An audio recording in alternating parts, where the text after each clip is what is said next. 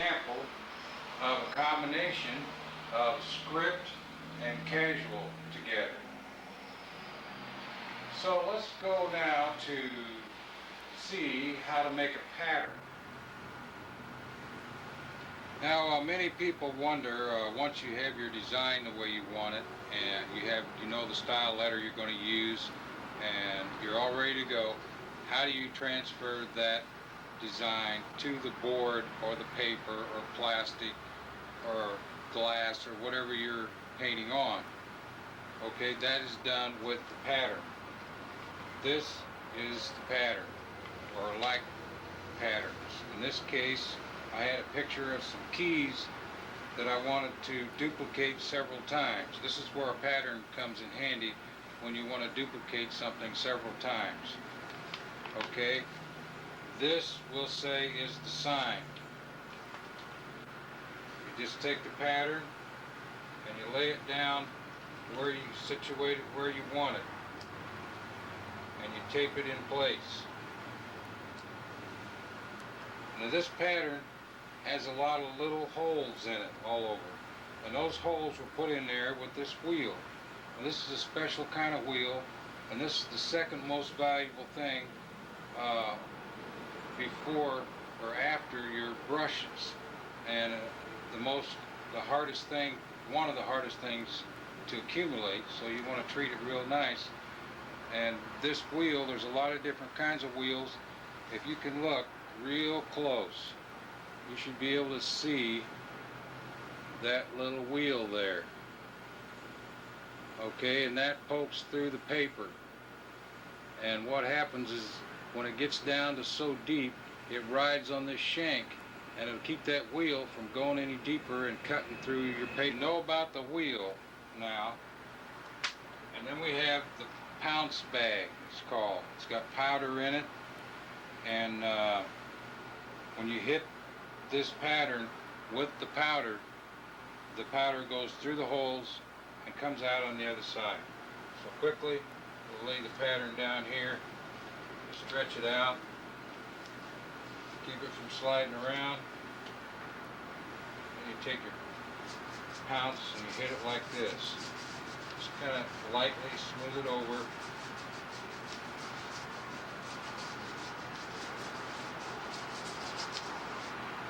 Okay, then when you pull up your pattern, you have the image that you want right there, so that you can just paint it right. I'll show you how the pattern is made. This is a piece of styrofoam, tight bubble type rigid foam, 1/2 inch thick. Now then, I can take and draw my pattern on here somewhere. Say I draw it on there, and then I take this wheel and I go around what I drew. Say it was like that and like that, something like that. Now then, back to the sign. You notice I perforated it from this side, so I'm going to powder it from the other side. Because the way the holes go through the paper, when you powder from the other side, it comes out better. So that's why you always do everything is perforated backwards if possible. The other way, you have to sand the back before you can get the powder to come through. See, there's how a pattern works basically. And a nice thing about the powder is, if you don't like where that is, it easily wipes right off. No problem. And here is a big pattern that I made for a wall that I painted recently. And I'll show you a picture of that next. Welcome to Quack's Coffee House. This is a painting done by hand on glass, inside backwards.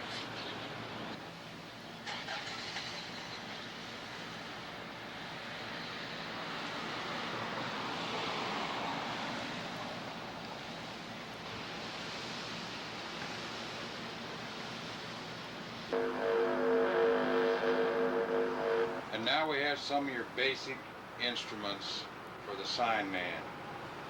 You need a kit like this,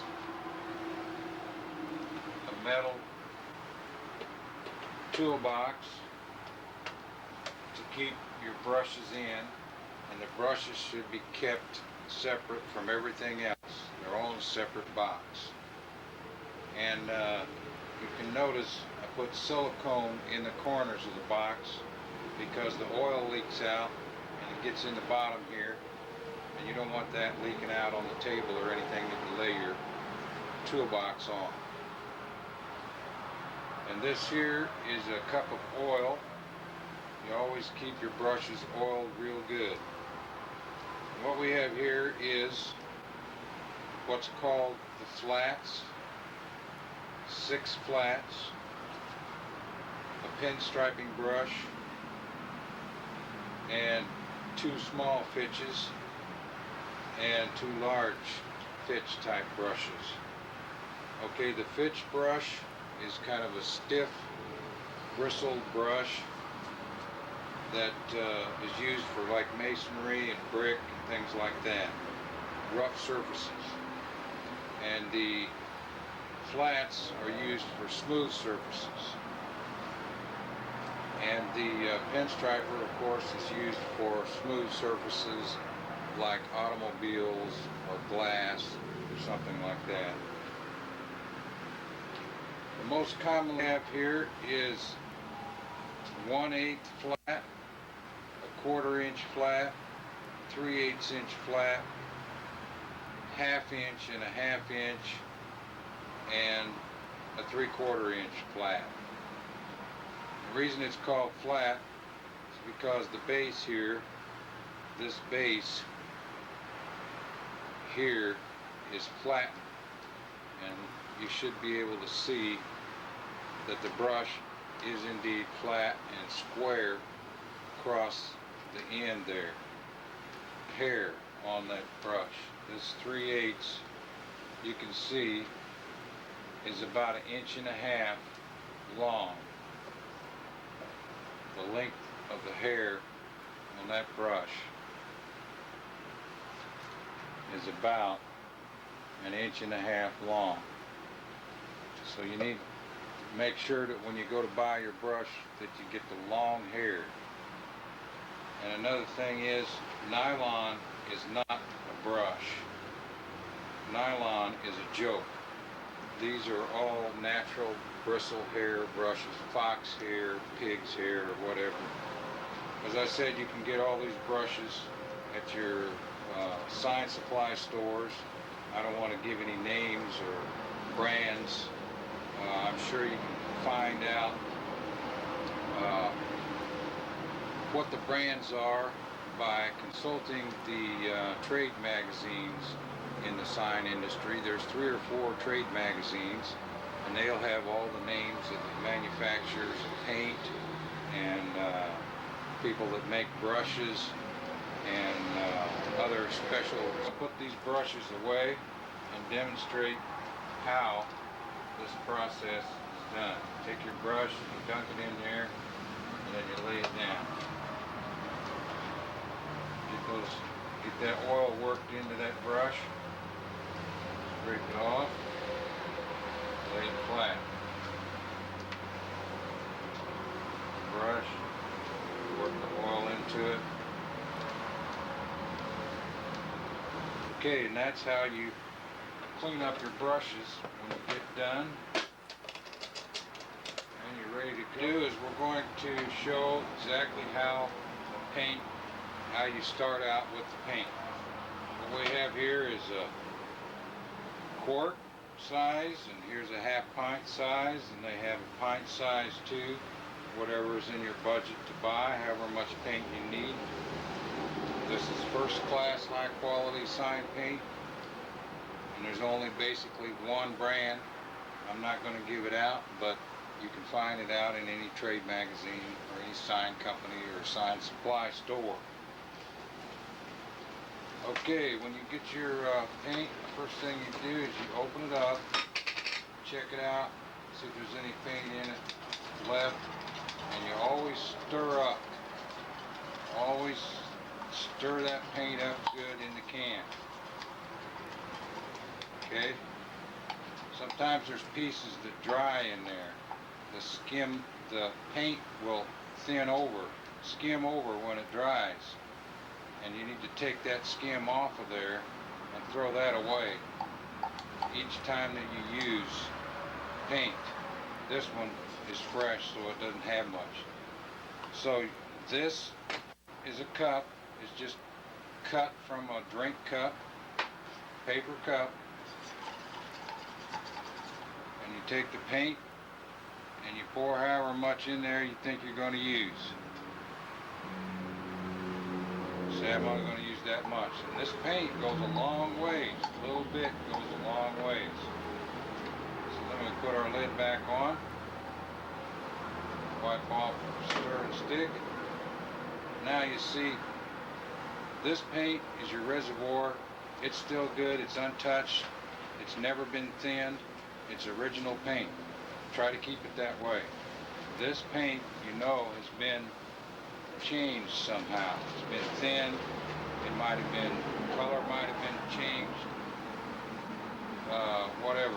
It's in a cup. Okay, you got your paint in there. Then, this is your thinner. I've taken thinner and put it in this little handy little vial so I can get exactly little amounts out. Exactly what I need. And then stir that up. And you have your paint, which is ready to letter with. Now you get your brush out and you put it in the paint and you get the feel of it. And when you feel that paint kind of stretching, is when it's just right. And that's something you need to find out just through experimentation. I'm going to show what happens when you get to your place that you're going to paint, whether you're in your shop or whether you're out somewhere. And you want to get a brush out and use it. Okay, you take the brush out, it's got oil all over it. Okay, you take a rag, preferably a real old rag, and wipe that oil off of there. Wipe off the whole handle. The whole handle will get oil on it. By the way, this oil is equivalent to like 10W30 automotive oil, 10W40, anything like that. Good solid oil. Okay, now at this point I've wiped the oil off, and but there's still oil in it. There's still oil on the shank here. So now I take a little bit cleaner rag and I get most of that off. Then I got a cup of thinner here, and what it is just regular paint thinner or mineral spirits, whatever name you want to call it. It's very low grade oil-based thinner. You dab your brush in there and you get that oil, the rest of the oil cleaned out of that brush. And then you wipe it off. Don't ever, always wipe this direction. Don't stir it in here and get them hairs all twisted around every which way. Time to get shaped exactly the way you want, so you don't have any out of place. So each time that you oil, no matter what you do, you clean, you always keep those hairs straight. It takes a long time to get them back in place. And one other thing about sign etiquette, and for your own well-being, remember that these brushes are really the backbone of your operation. If you're a sign painter, this is your basic overhead. Everything else changes. The paint, what you paint on,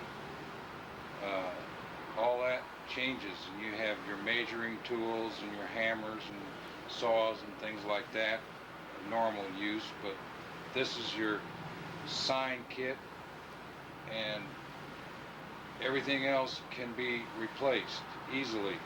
This stuff takes a lot of footwork and telephone calls to get and to find the right stuff. So you don't want to be tearing them up.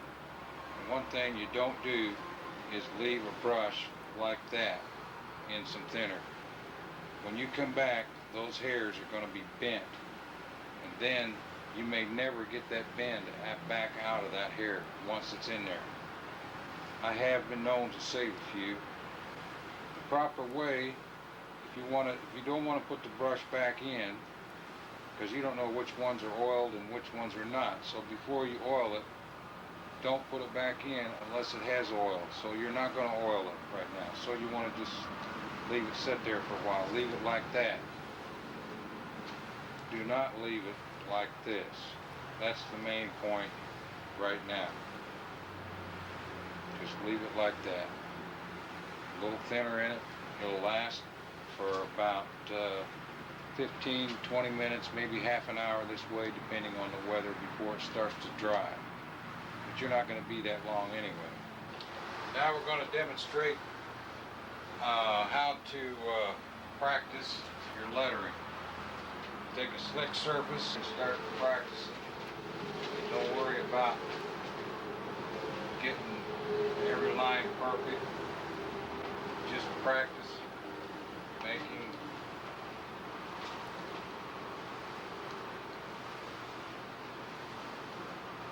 good shaped letter. Practice paleting the brush, keeping that brush wet. Okay, we might do an A.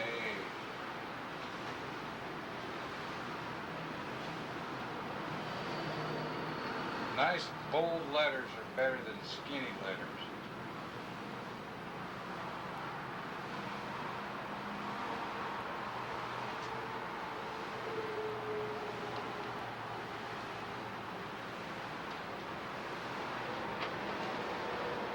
Another thing to practice is arcs.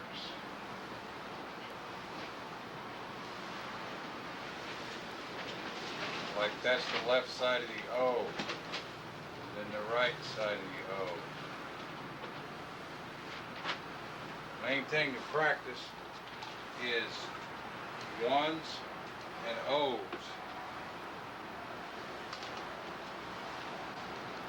And practice getting that paint exactly the right consistency, adding thinner or adding paint in order to get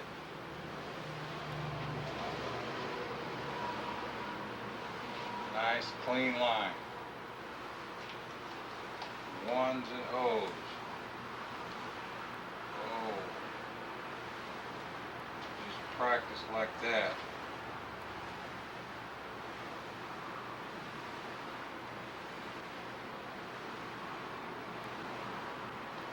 Get used to the feel of the brush. And if you want to, you can use the cheater stick or maul stick. Practice like this.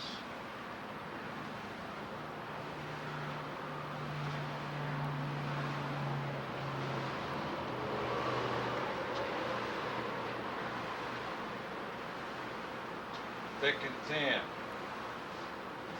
Then you got to put the maul stick down in order to get your paint again, and it gets to be confusing.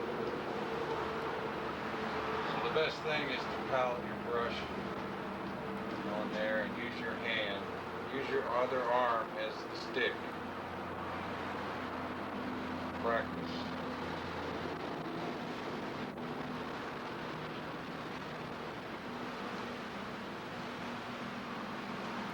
That just over and over, and after about an hour or two of this, you'll be pretty good at it. You'll know a lot more than you did when you started. And now here's the thing about the flats, is they are this thick that way, and if you turn it long ways, I can do a real skinny line. So practice doing skinny lines with the same brush. I do two different thicknesses and anything in between.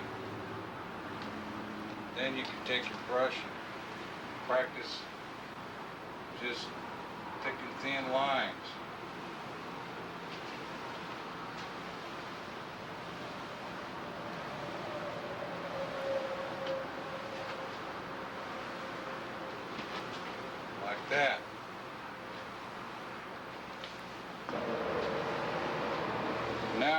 to do is examine this real close so you can see exactly what's happening here. Scrape the paint off, nice flat edge. Okay. Over here, and when I run it this way, I got a thin line. And when I press down like that, I got a thick line, and I raise up the brush as I go this direction, and it goes that way. Lay the brush down, come around, and back. And now we're going to go through the slant casual alphabet, showing how to use the 3/8 inch flat lettering brush. The paint, I'm going to scrape it off like this on the sides, get it just right, just about right. And notice where I'm holding the brush at all times. Notice how I'm going to spin the brush with my finger like this. It's like playing a guitar, only actually easier. The guitar is harder to do, harder to play, harder to learn than it is to learn how to paint signs and do a beautiful job. So, A, put it down there and fan it out a little bit, and then draw it down. Letter, I put my finger, little finger up here, and I'm writing on that little finger. You don't have to cross this one. Check it out a little bit, draw it down. Start over here, across.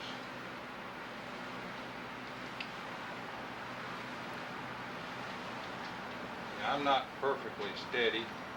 I'm a little bit shaky. Everybody says, oh, I'm too shaky to be able to do that. Well, I shake, and it still comes out right. Okay, and then right here, you just go bump like that, and you got your B. I guess I'll fix these as I go along.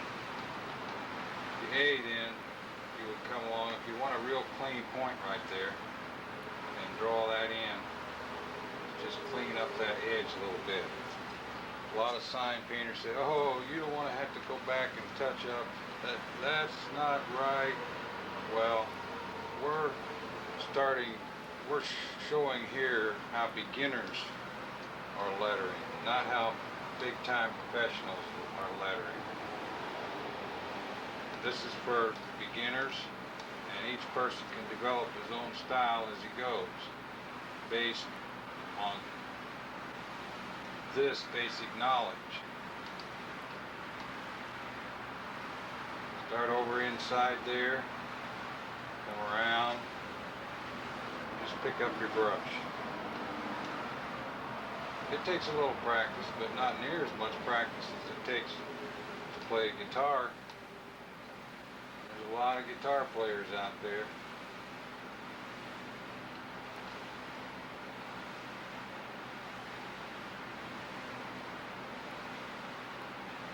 An oil-based paint. This is a paper cup.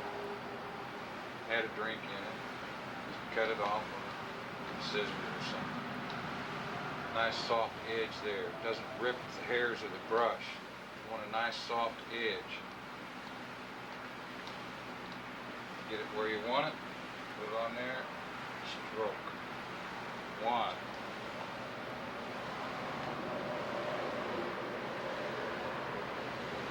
2. When you lift up, you can stop like that, or the other way. You can come over here and twist the brush slightly and make it have a kind of a point on it. And you can get ridiculous.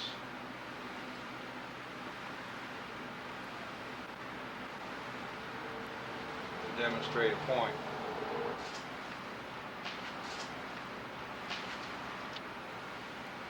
Fan the brush out, draw it down. My finger's over there. Okay. Mine look good.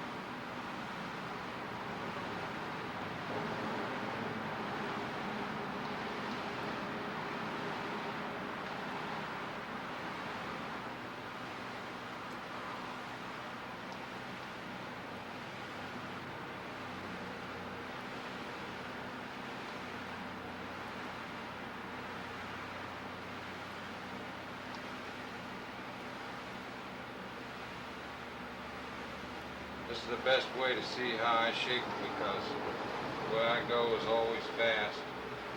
Anyway, the faster you go, the better it is. Now then, you can go back, swing on your pinky, put the pinky in different spots so you don't smear the paint, and you can just go back real quickly and touch up all these points to make these letters less ragged looking. It's a good feeling to be able to get up there and lay out a sign and letter. Now on to the next one, I'm going to add a little bit more thinner. The paint's starting to thick up on me a little bit. Just drop a little bit of thinner in there, according to how not only the material is, but how the weather is. The sun will dry out your paint real quick. It's a hot day. This is my own concoction. Yes. Several different ways to make this. See, it's starting to bleed there a little bit. I'm just going to show you how to clean up a line. Just fix it up before it gets too far. Before that little drip gets too far.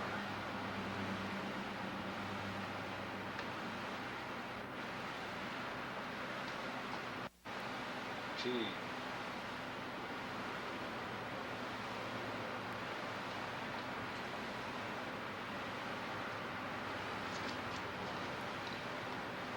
U.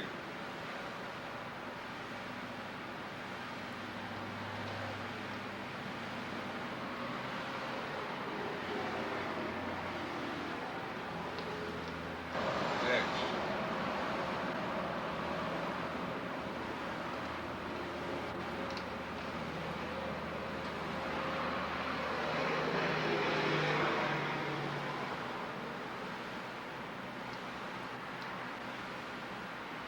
Y.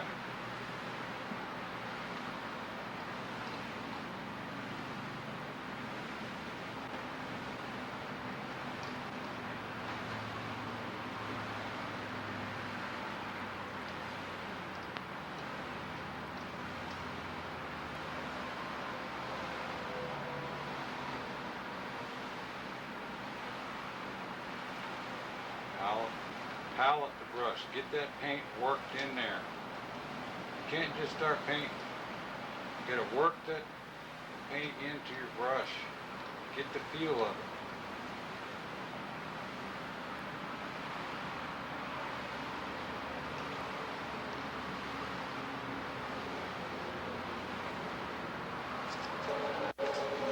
And then of course, go back and touch these up.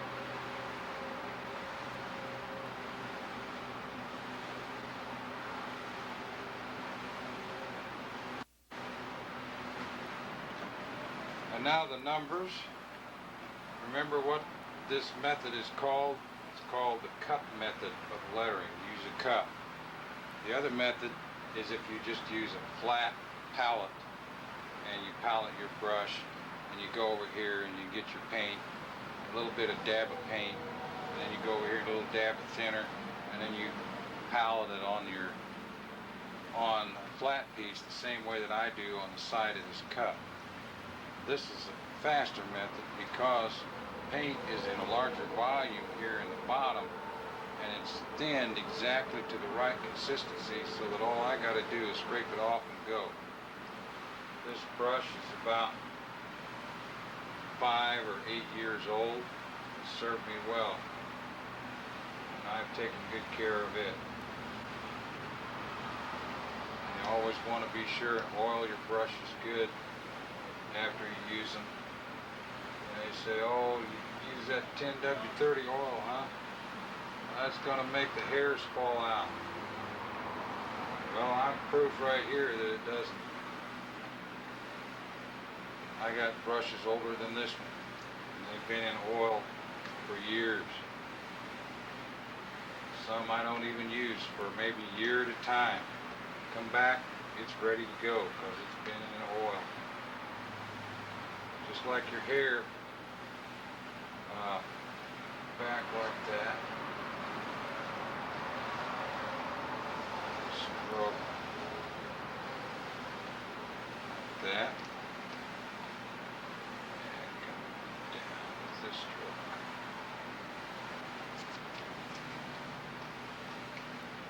Four.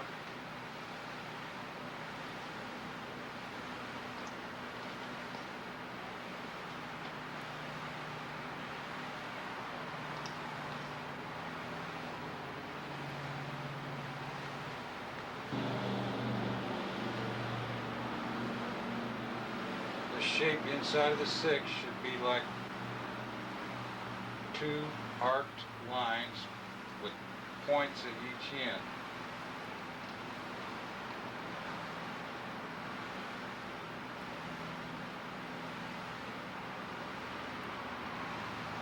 I kind of felt a little bit of extra paint there, so I went back to keep it from dripping.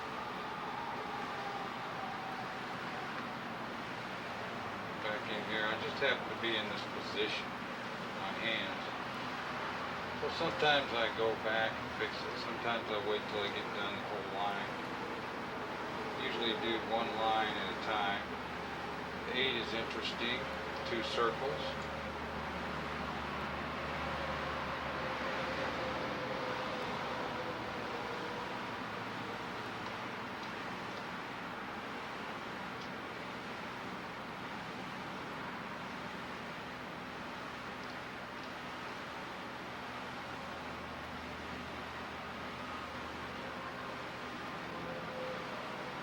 Okay,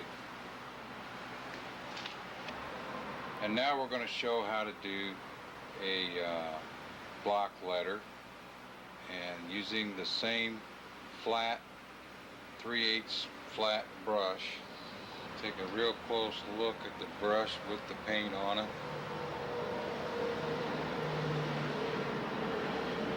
Okay. And okay, I got a little bit too much thinner in there. So I go out in the middle here, pal it around, get my brush, get that paint worked into the brush. See how it changes when you twist it around? Okay, get that paint worked in there so it's not going to bleed on me. Come back over here, follow my line. We learned how to make the layout for. Lay it down flat. I'm going to demonstrate something here about how easy this is. 2 fingers. I'm going to lay it flat and pull that line straight.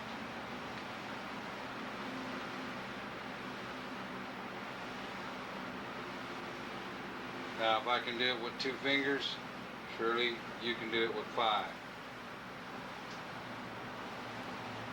Okay, then come down in here and fill this in. According to Hoyle, using my little finger to position myself, fan the brush out a little bit, draw it down there. A lot of this has to do with having the right kind of paint too. Bring that to a point there.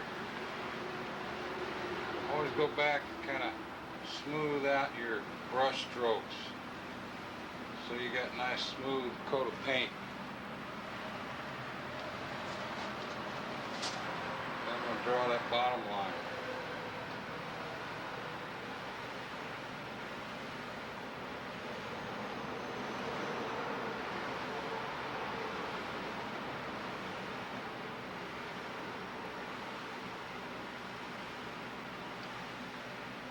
That feel for the paint. Is it going to drip on you? Is it mixed right? And you decide, okay, it looks like the paint's mixed pretty good. It's not going to drip on me. Get a good position. Get a good feel. Get your arm stretched here right. Then make that little corner right there.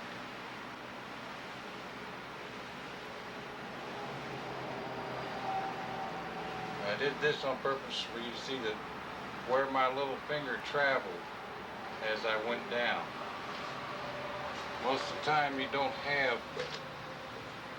that flexibility that you can drag your finger through the drawing. Most of the time you have to use two hands. This hand to anchor, this hand for the brush.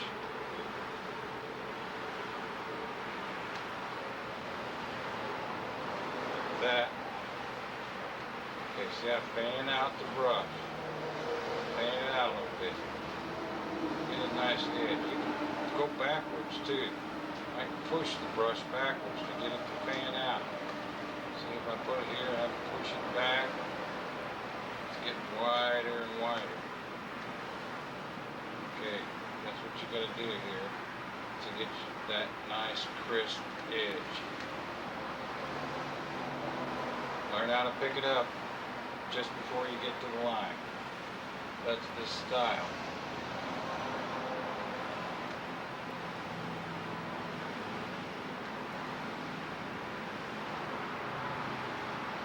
Just following the lines that I laid out.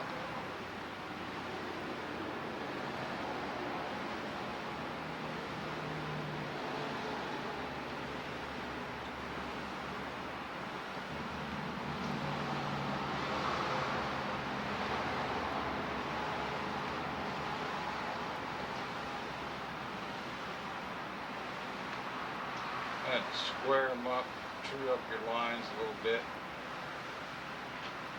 Back, draw on your baseline.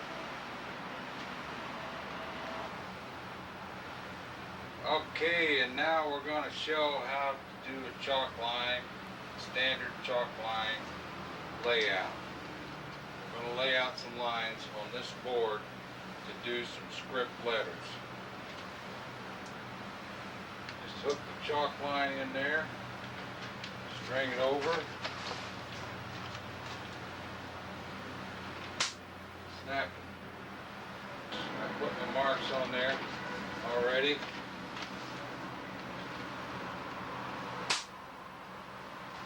There's that line. Re-chalk it one more time for that line. Here's my first three lines. This is a slick surface that I'm working on here now. It's a tempered board painted white. There's kind of like the start of the A.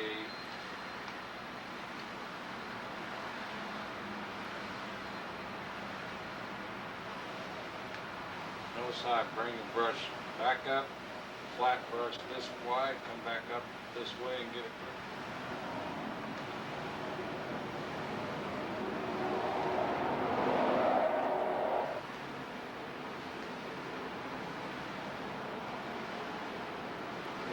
Fancy on that C if you want.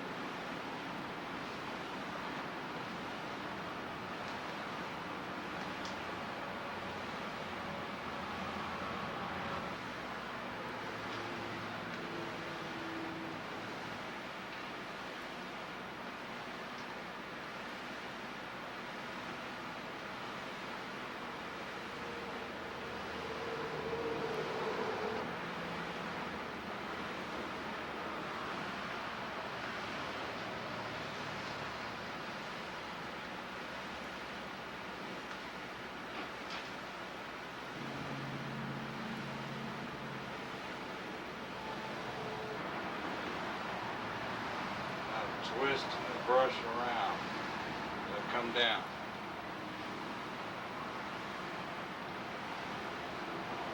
And I can go ahead and make this stroke. And come back and make this little stroke. This surface is about the same as lettering on glass. You could take your brush sideways here for this stroke. Want to really exaggerate the thick pan.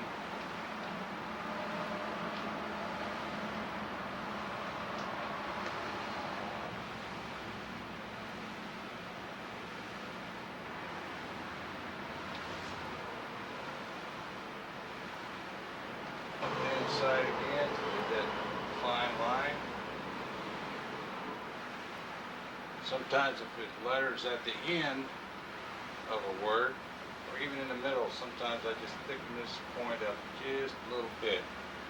There's a little bit of hump there at the end.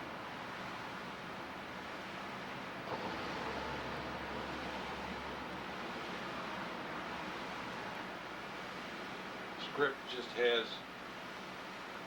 this little tweak on it to connect to the next line.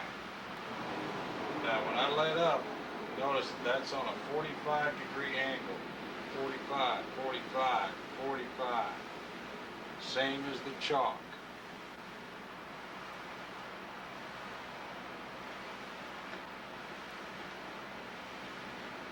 And that should be enough to demonstrate how the script is done. You have the layout in the other set. What we're going to do now is put this back into oil, and as you can see, there's still red paint in this brush, but that doesn't matter.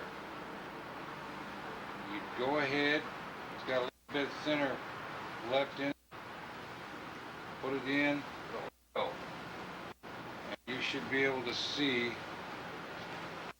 when I scrape this off of here, it's got a little red paint in it. That doesn't matter. That paint is not going to dry. Next time you use that brush, all you do is knock the oil out like I showed you and clean it out with thinner, and you're ready to go for the next one. At this point, you should be able to put together what I've shown you, and with a little practice, be able to produce some very nice signs.